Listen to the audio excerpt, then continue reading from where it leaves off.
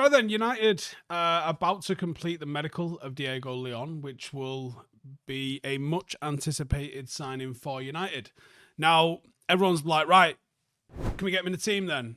Not quite. Even though we're going to be completing his medical and doing all of the paperwork for the transfer right now, because he's currently 17, he turns 18 in April.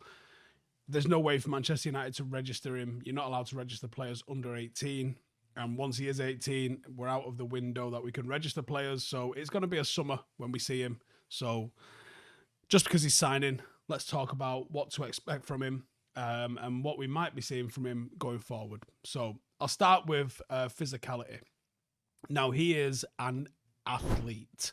And it's probably the biggest selling point that you can see from him. At 17, he has all of the traits and physical attributes that are going to be ideal for him in his position in the modern game. The speed that he possesses allows him to recover from basically anywhere on the pitch. He's got a great defensive instinct, but he likes to get forward and he likes to join the attack with pace. That makes him a threat when it comes to overlaps, underlaps, or even just supporting in the final third. But he's got that recovery speed, which allows him to get back should United lose the ball. He's also got mad agility as well. It's really evident when you watch him.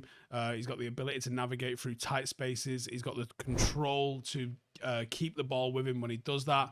You know, whether he's trying to escape pressure, whether he's making sharp turns, whatever he's doing, he's got just ridiculous agility. And the physicality that he possesses just as an overall, it's evident when it comes to his tackling. It's another one that I think people are going to like. There's going to be a real fan favorite vibe about him because he is very aggressive when it comes to his tackling. He gets stuck in. That's not going to be something to have to worry about with him as well. When he wins back the ball, you'll see him go to ground. You'll see him go through players, but he does it very disciplined, very effectively, and very clean. He will be a fan favorite with this. You know, there's remnants of both Martinez, Ugarte, and Wan-Bissaka a little bit in that sort of thing. And then his endurance. Like I said, the guy is an athlete. At 17, he's a joke. And I think he's tailor-made for the very high-intensity matches that you see in the Premier League. It's going to allow the level of performance to just be across a 90-minute game. The attributes that he's got makes him so versatile as a defender. He's going to be able to adapt to various different tactical setups, from being a traditional fullback to being a wing-back to being one that's like basically an extra winger on the pitch for us. Secondly, raw potential. Now, he is potential. He's not at the level required just yet. It's all about the potential. He's got very good technical grounding, and he's got very good physical grounding in him at the moment, which means people are going, where can he get to? Things like his decision-making, his game IQ, that has to develop. Those are the big learning curves where we will see with the right coaching in the right system, you'll see his understanding of the game develop and evolve significantly. And the potential, I think, is a real key factor in bringing him in. And I think that's the sort of thing that has attracted all of the elite clubs to come and look at him. City and Arsenal were also looking, all of them known for their youth programs. All of them thought they could get something out of a player like this. And I think that's the reason why, is because he's got a lot of the baseline boxes ticked, if you like. He's got the physical side, he's got the technical side. Can we develop his mind to be the same thing as well? And then if you can, there's a real player. There's raw talent at the moment. If you can hone that, define that into the right kind of stuff, you've got probably not just a squad player, but a potential starter for the team as well, which is huge. Number 3, opportunity. Right now, the current scenario that United find themselves in, with the injury proneness at left back and maybe the positional suitability of the options that we've got within the squad, there's an imbalance in this team. Harry Amas seemingly isn't ready. Dalot clearly isn't ready to take on that position. Amorim's back three with wing backs presents an immediate opportunity for him. If he comes in, impresses in pre-season, he could find himself starting games if United don't go into the market to buy a senior left wing back. He's got defenders who can contribute defensively. You've got, a position here for someone that can contribute in attack. It will require defensive side to his game, but he's got the attributes completely suited to doing this. Now, obviously, he doesn't officially join until he's 18, and that basically means the first time we're going to see him is pre-season tour in the summer.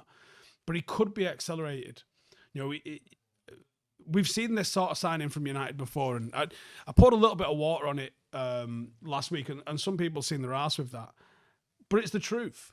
I'm making a video here saying he's potential, because that's what I think he is. And he does have the potential to do it. But we've seen so many of these. One injury can call it quits, as anyone who saw the cameo from Possibon will attest to. This could be another Angelo Enrique, or it could be another Rafael da Silva. It can go either way from here. It could be even another Fabio da Silva. If you end up with a first team signing, Fabio was the one we wanted. Rafael was the one who played 100 games for the club, because Fabio was unfortunately stuck behind a bulletproof Paddy Evra, and Rafael was behind an end-of-the-road Gary Neville. So he got his opportunities in the first team. There's so much luck that comes into this.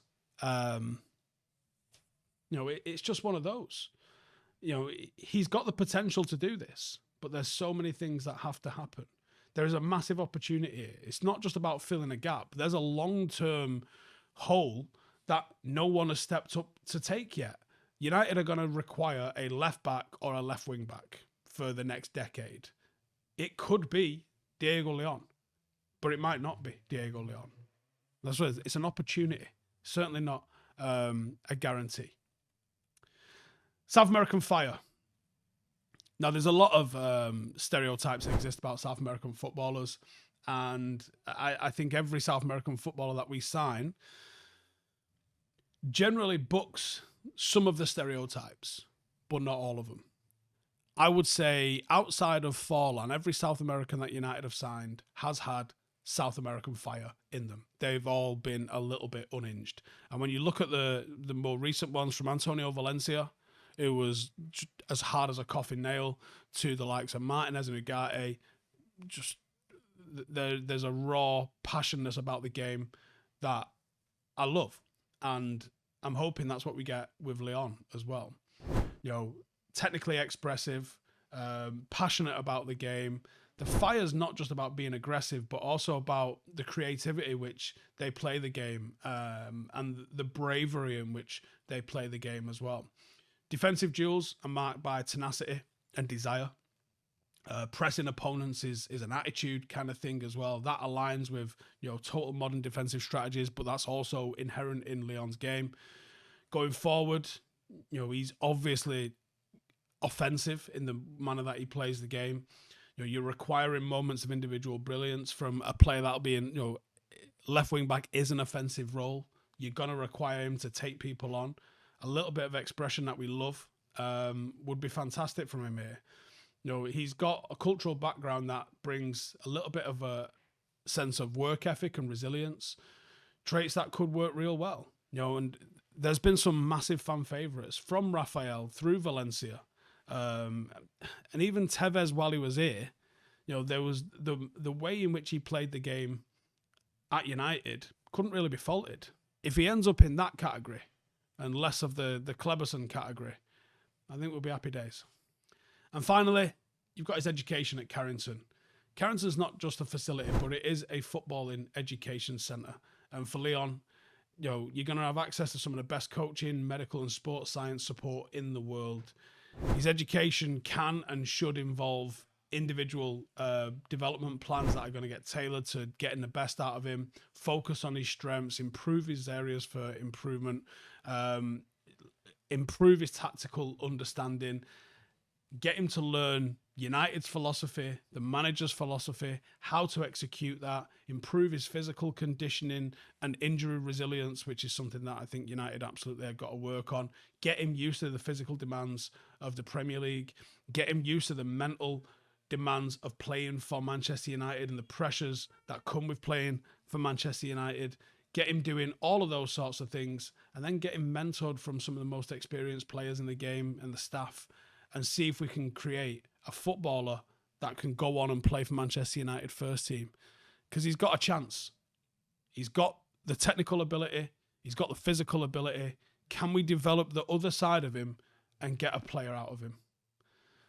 Or is it another Angelo Enrique situation where he'll come and he'll never play for the first team? Time will tell. Be nice to see him on the tour though, wouldn't it, come summer, and see what he's really about. Because that's when you can get a true representation. Watching highlights is great, but it doesn't really give you the full picture. You need to see him with your own eyes. See him up close. See what they're like about against opposition that you know as well, alongside players that you know. And then you'll see if they stand out or if they don't. Let me know your thoughts in the comments below. I'll see you in the next one. Laters. Hey, thank you for watching the video. If you are new around these parts, then don't forget to subscribe. My channel is proudly supported by my community on Patreon. If you'd like to get a little bit of extra content, a Discord group, meetups, five-a-side games, weekly podcasts, behind the scenes, and even an occasional bit of transfer news as and when I get it, then for the price of a pint, you can show your appreciation for the content that we make and get some goodies for doing so as well. Check the link in the description or click the button right here. You'll also find all of my socials here too if you want to follow me on any of those platforms. Nice one.